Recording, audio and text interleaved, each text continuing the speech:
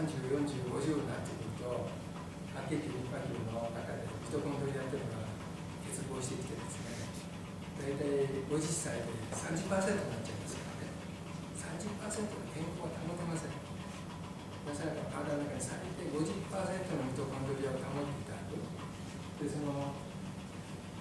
サーチュイン酵素の一番すごいところですね、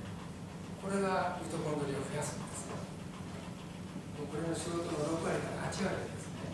ミトコンドリアを増やしているということが分かってきたんですね。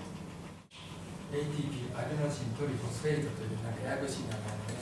これで全ての生き物が生きてます。植物から微生物から人間からですね、全ての生き物がこの ATP、この ATP を作る場所をミトコンドリアと呼んでるんですね。で老化するとは何ですかって言ったら、ミトコンドリアが減ることとも私は同義語だと思ってるんですね。